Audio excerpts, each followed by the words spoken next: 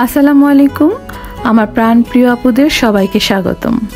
আজ আমি দেখাবো আমি কিভাবে গরুর মাংস দিয়ে কাবাব বানিয়ে রমজানে ফ্রোজেন করে রেখেছি। ভালো লাগলে একটি লাইক ও কমেন্ট দিয়ে পাশে থাকবেন। তো আমি এখানে নিয়েছি আধা কেজি বুটের ডাল ও 1 কেজি গরুর মাংস।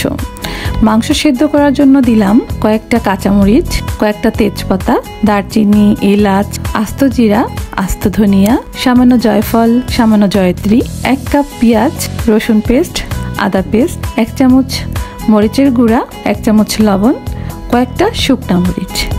ভালো করে সব মেখে আন্দাজ মতো সয়াবিন তেল দিয়ে দিলাম।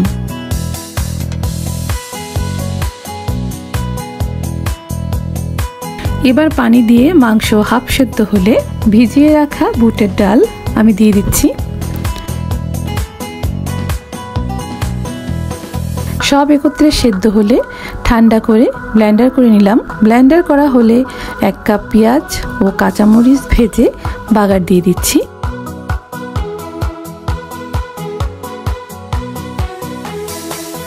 এবং 4 থেকে 5 পিস পাউরুটি দিয়ে আমি এগুলো মেখে নেব।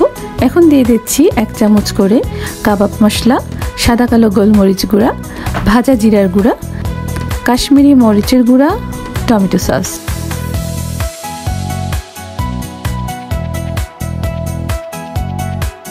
এবার ভালো করে মেখে নিব। মাখা হলে গোল গোল শেপ দিয়ে নিচ্ছি। এভাবে আমি সবগুলো করে নিয়েছি। এখন নিয়েছি 2টো ডিমের মধ্যে 2 টেবিল চামচ ময়দা ও হাফ চামচ ভাজা জিরার গুঁড়া, লবণ। ভালো করে ফেটে একে একে সবগুলো বিস্কুটের গুঁড়ায় কোট করে নিলাম। তারপর এগুলো এয়ারটাইট বাটিতে ফ্রোজেন করলাম। ব্যাস, পুরো রমজান মাসে হয়ে যাবে এই আইটেমটি। ভালো থাকবেন সবাই, ধন্যবাদ।